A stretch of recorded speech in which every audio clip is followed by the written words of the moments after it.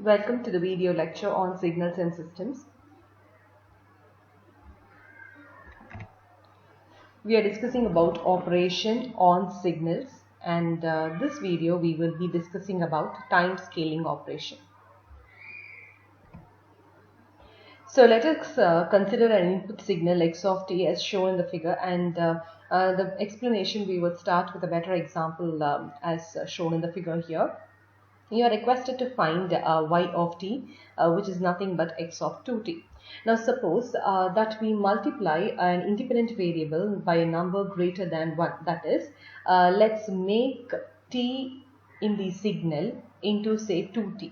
We are making it by, it was initially t and we are making it as 2t. So the resultant signal will be the one which is shown in this figure, the bottom one. So the time scaled signal is contracted with respect to the original one.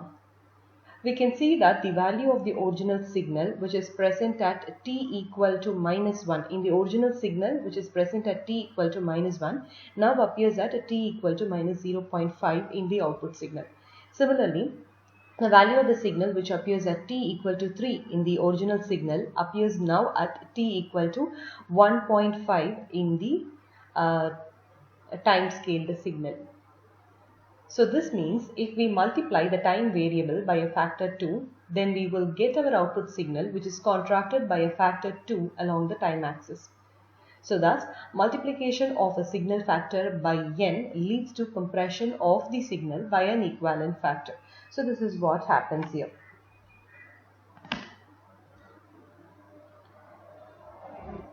So for the given function x of t, x of at is the time scaled version of x of t. If you have value of a greater than 1, then the period of the function x of t will reduce and the function will speed up. So the graph of the function shrinks. So if you would have noticed in the previous slide, it has actually shrunk. So for values of a less than 1, the period of the x of t increases. So the function will eventually slow down. So the graph of the function is going to expand. Consider the example shown here. We have a signal called y of t and you are requested to calculate y of 3t and y of t by 3, which are nothing but scaled versions. So if you can see here, y of 3t in the second graph, a is equal to 3 here. In the last graph, if you see, a is equal to 1 by 3. So the value of a here is 1 by 3. So here in the second graph, the value a is greater than 1. And here in the last graph, the value a is less than 1. So if the value of a is greater than 1, then the concept is the graph should shrink. So if you can see in the second graph, compare it with the original graph, it has actually shrink in size. Similarly, the third graph, if you see, the value of a is 1 by 3, where a is less than 1. If the a value is less than 1, then the value, the graph should expand in size. So if you compare the original signal y of t with y of t by 3, you can actually see that the graph has expanded along along x-axis. So let's see how we'll have to actually calculate this. Now, if it is given as y of 3t, if you have to calculate y of 3t, then the point is very simple. Divide all the time axis value by 3. If you can see here, you have a value at 0, you have a value at 3. The amplitude values are 2. So divide 0 by 3, you will get it as 0. Divide 3 by 3, you will get it as 1. So mark the corresponding values.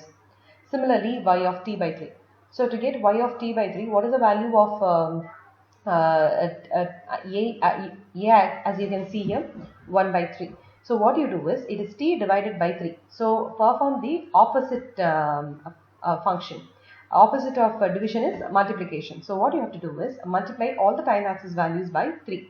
You have two different time axis values. One is 0, the other one is 3. So multiply 0 by 3, you get 0. Multiply 3 by 3, you will get 9. So that's how your graph expands.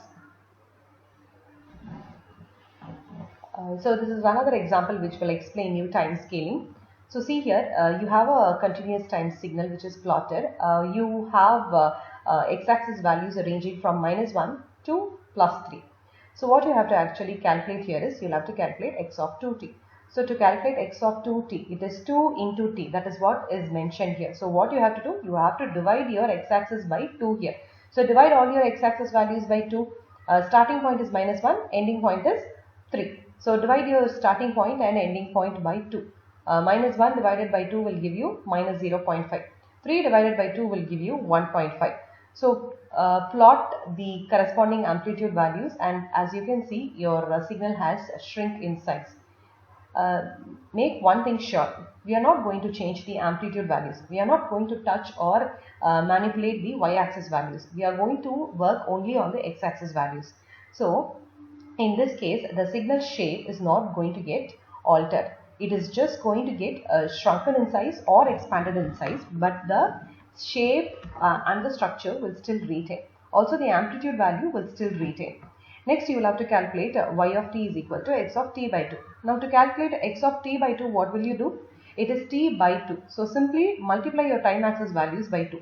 If you can see here, starting point is minus 1. Multiply it by 2, you will get minus 2. Then the ending point is 3. Multiply it by 2, you will get 6. Now, plot the corresponding shape here, and now as you can see, the signal has expanded. Now, this is an example of a DT signal. So, what will you do for a DT signal? The point is very simple. In case of a CD signal, you will directly work on the graph. In case of a DT signal, you will manipulate in this way. Now, as you can see, I have made some calculation and then plotted the graph. So, the same thing you will do it for DT. Whether you are calculating x of 2n or whether you are calculating x of n by 2. So, make it in the same way. So, as you can see here, a graph is given here. So, now write down the values of x of n. Now, if you can see, x of 0 value is 2, x of 1 value is 2, x of 2 value is 1, x of 3 value is 2, and x of minus 1 value is 1. I mark the same, and wherever the x of 0 value is written, I mark with a arrow mark, which means that is the 0th value. Now, I will manually calculate the values of y of 0. You know how? Look at here. Y of 0 is equal to x of 2 and substitute n is equal to 0. When you substitute n is equal to 0, you will get y of 0 is equal to n is 0. So, 2 into 0 is 0. X of 0. So, what is x of 0 value? Refer to your input graph. X of 0 value is 2. So, write it as 2. Next, substitute n is equal to 1. Y of 1 is equal to 2 into 1, which is x of 2. Refer to your input graph. What is x of 2 value? 1. So, write it as 1. Similarly, substitute n is equal to 2. So, when you substitute n is equal to 2, y of 2 is equal to x of 4. What is x of 4 value? 0. So, write it as 0. Now, substitute n is equal to minus 1. When you substitute minus 1, it is y of minus 1 is equal to, when you substitute minus 1, what will happen? This will become minus 2. So, x of minus 2. We don't have any values in your input graph for x of minus 2. So, what happens? This is 0. Now, what we will do after calculating these values is, we will simply transform this to a graph. So, y of 0 value I will mark as 2. Y of 1 value I will mark as 1. Y of 2 value I will mark as 0. Y of 3 value I marked as 0. Similarly, y of minus 1 value I marked as 1. So, here we have created a graph for x of 2n. So, the same way you can do it for x of n by 2 also. Now, as you can see, the graph has shrunk in size. So, for a discrete time sequence x of n, it is expanded in time by dividing the index by n by an integer m to produce the time scaled sequence x of n by m. So, this is what I have been telling you. The discrete time sequence x of n is compressed in time by multiplying the integer by multiplying the index n by an integer k to produce a time scaled sequence x of nk. The next video would be on another operation on signal, which is amplitude scaling. Thank you.